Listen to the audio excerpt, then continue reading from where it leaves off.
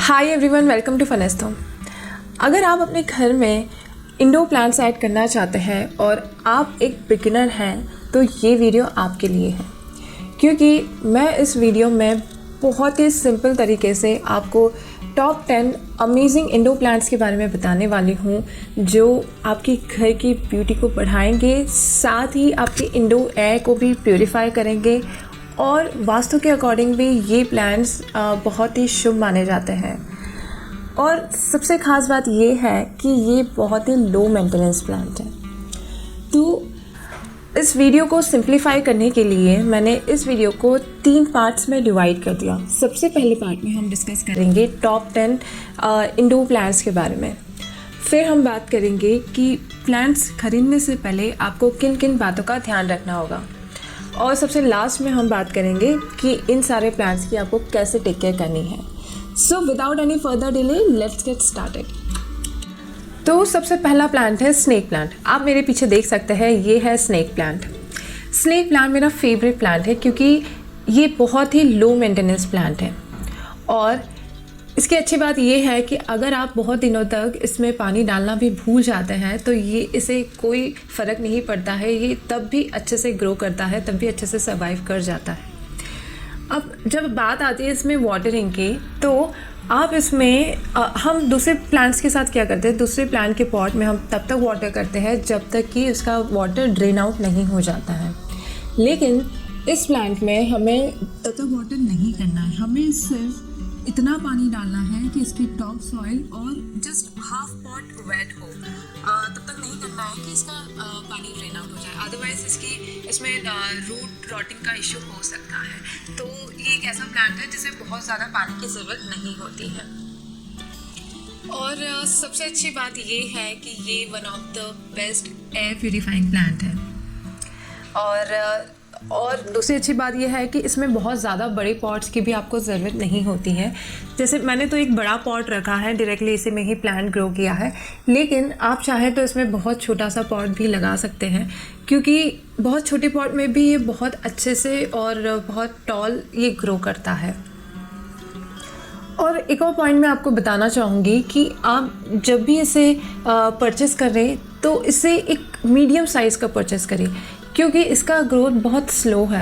अगर आप बहुत ही छोटा सा परचेस करेंगे तो इसे बहुत टाइम लग जाएगा, बहुत साल लग जाएंगे इसे अच्छा इस डेंसिटी में, इस हाइट में इसे ग्रो करने में। तो आप मेक श्योर कि इसे मीडियम साइज़ में ही परचेस कीजिए। तो ये था स्नेक प्लांट के बारे में। अब दूसरा प्लांट है मॉन्स्टेरा। आप देख सकते हैं उसी की ही साइड में मैंने मॉन्स्टेरा भी रखा है।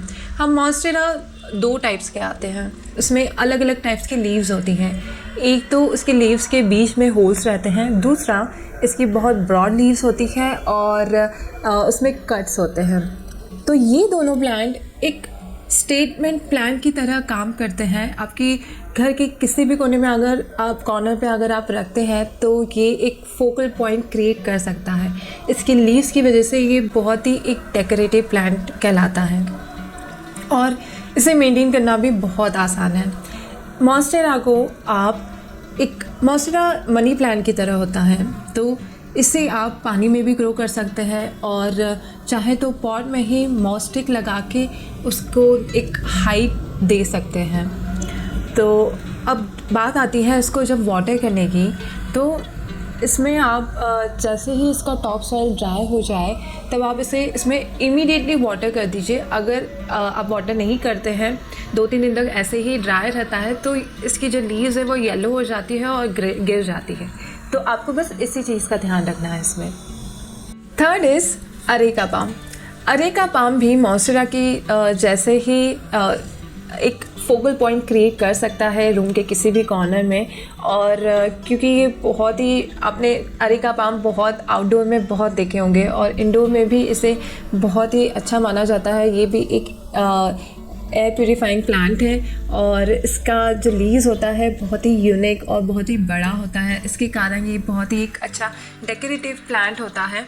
तो इसे भी आप रख सकते हैं किसी भी घर के किसी कॉर्नर में एक फोकल पॉइंट क्रिएट करने के लिए। तो ये भी बहुत इजी टू ग्रो प्लांट है। इसमें ऐसा कुछ नहीं है, वाटर का कोई इश्यू नहीं है। अगर ड्राई भी हो जाता है तब भी ये प्लांट अच्छे से ग्रो कर जाता है। फिर फोर्थ इज़ डमकेन। डमकेन भी इसकी जो लीव्स होती है ये बहुत ही बड़ी होती है और इसके ऊपर एक बहुत ब्यूटीफुल सा पैटर्न होता है। इसकी वजह से ये डमकेन एक यूनिक और स्टैंड आउट प्लांट होता है। तो इसमें बस डमकेन में ये है कि डमकेन को बहुत ज़्यादा डिस्टर्ब होना पसंद नहीं है। अगर आप किसी प्लांट को थोड़ा मूव करते रहते हैं तो प्लांट्स थोड़े से डिस्टर्ब हो जाते हैं, लेकिन डमकेन का ऐसा है कि अगर आप इसे बहुत ज़्यादा मूव करते हैं तो ये अच्छे से ग्रो नहीं कर पाता। अगर आप इसे बस एक ही जगह पे रखते हैं तो ये बहुत ही अच्छे से ग्रो करता है। तो ये था डमकेन के बारे में। Fifth is spider plant. Spider plant आप इसे फ्लोर पे भी रख सकते हैं और इसे आप वॉल हैंग भी कर सकते हैं। दोनों में ये बहुत ही ब्यूटीफुल लगता है। इसकी लीव्स जो होती है एक फॉलिंग लीव्स होती है, इसकी वजह से जब आप इसे हैंग करते हैं तो ये बहुत ब्यूटीफुल लुक देता है। फिर बात करते हैं sixth is money plant. Money plant तो हम सबको पता है, मनी प्लांट वास्तु के अकॉर्डिंग बहुत अच्छा प्लांट माना जाता है और इसे घर में रखने से काफ़ी सारे पैसे आते हैं, ऐसा बोला जाता है। तो मनी प्लांट भी एक अच्छा एयर प्यूरीफाइंग प्लांट है। इसे आपको पता है कि इसे आप वाटर में भी रख सकते हैं और सॉइल में भी रख सकते हैं, हैंगिंग और जस्ट मॉस स्टिक में भी आप लगा सकते हैं, मॉन्स्टेरा की जैसे। तो यह sixth is money plant. Seventh is rubber plant. Rubber plant एक बहुत ही लग्जरियस फील देता है किसी भी रूम में, क्योंकि इसकी लीव्स का कलर डार्क ग्रीन कलर होता है और इसका लीव्स थोड़ा सा थिक होता है और एक वेलवेटी फील देता है। तो इसके वजह से ये प्लांट बहुत ही अच्छा और बहुत यूनिक फील देता है, एक लग्जरियस फील देता है। तो रबर प्लांट में आपको ये ध्यान रखना है कि इसे बहुत ही अच्छा ब्राइट लाइट की ज़रूरत होती है।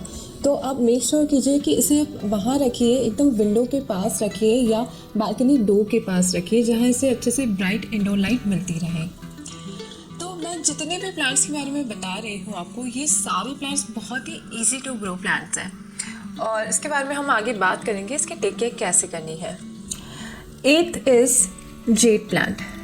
जेड प्लांट एक डेजर्ट प्लांट है, तो इससे भी बहुत कम पानी की ज़रूरत होती है और ये प्लांट भी एक स्टैंड आउट प्लांट है।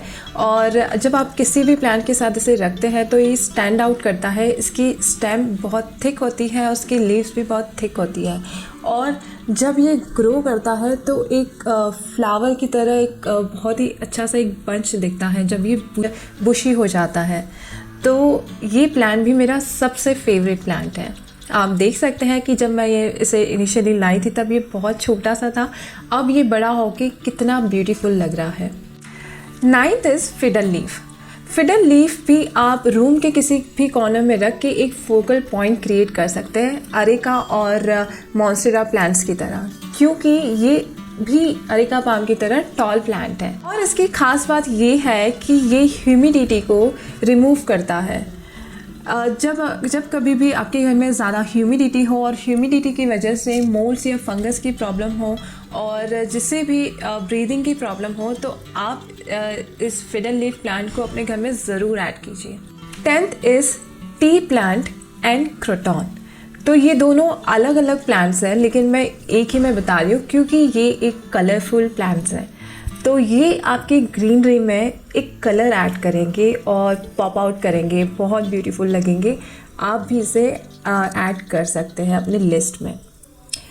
तो ये रहे टॉप 10 अमेजिंग प्लांट्स, बट मैं आपको और 2 प्लांट्स के बारे में बताने वाली हूँ। लिस्ट बहुत लंबी है बट फिर भी मैंने ट्राई किया कि टॉप 10 बताऊँ, लेकिन मैं 2 और ऐड करने वाली हूँ।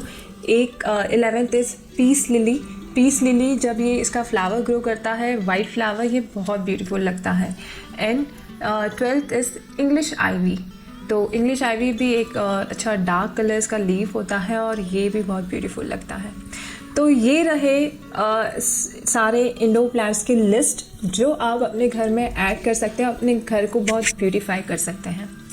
अब बात करते हैं वीडियो के दूसरे पार्ट की, कि जब भी आप किसी प्लांट को परचेस करें तो उससे पहले आपको किन किन बातों का ध्यान रखना चाहिए। तो मैं आपके साथ एक 5 ऐसे पॉइंट शेयर करने वाली हूँ जो आपको ध्यान रखना है प्लांट्स को परचेस करने से पहले।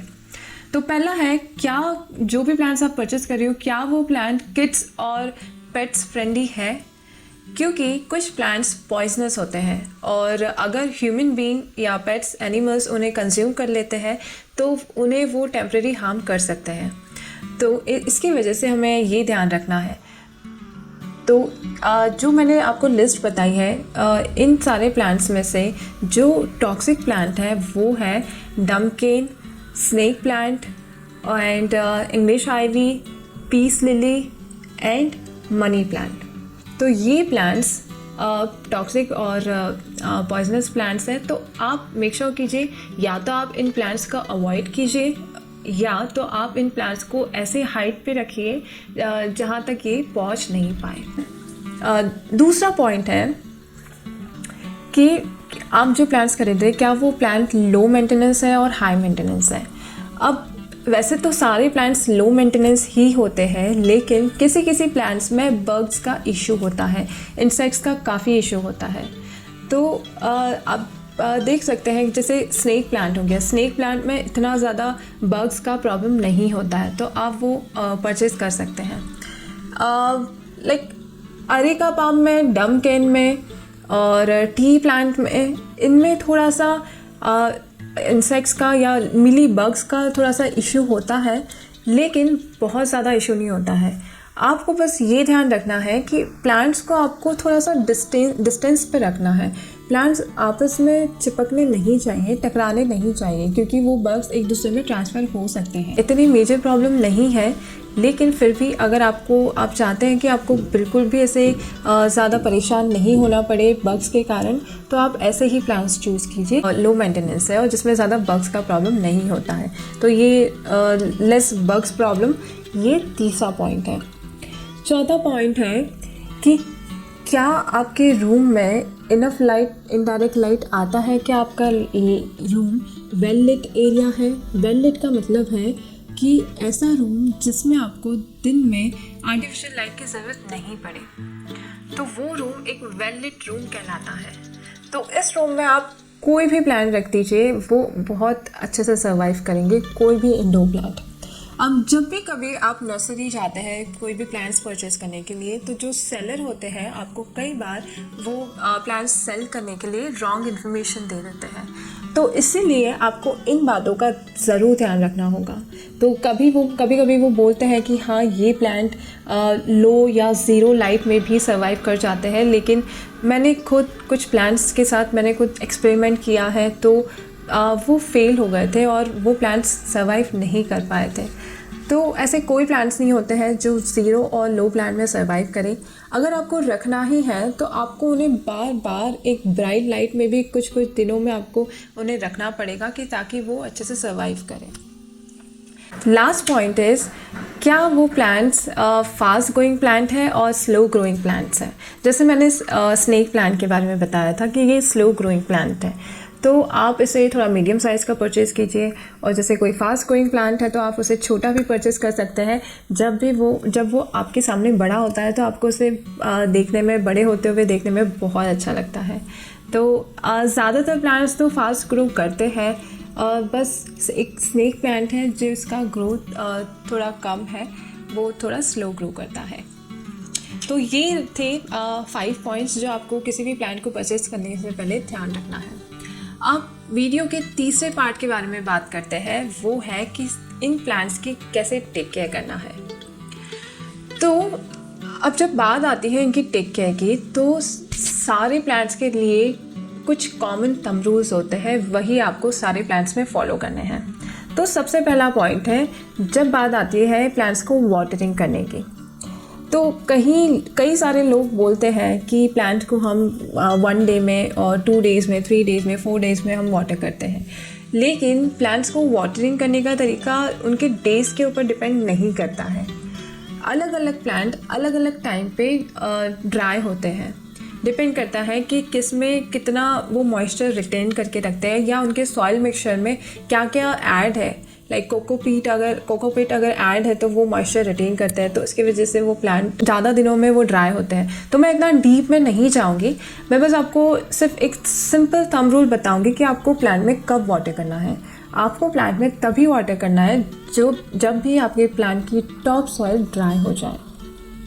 तो आप उसे देख के भी पता कर सकते हैं या आप उसे टच करके पता कर सकते हैं कि वो ड्राई हुआ है नहीं। अगर इसका सॉइल, टॉप सॉइल अगर हाथ पे चिपक रहा है मतलब ये वेट है, अगर नहीं तो ये ड्राई हो चुका है, तब आपको इसमें वाटर करना है।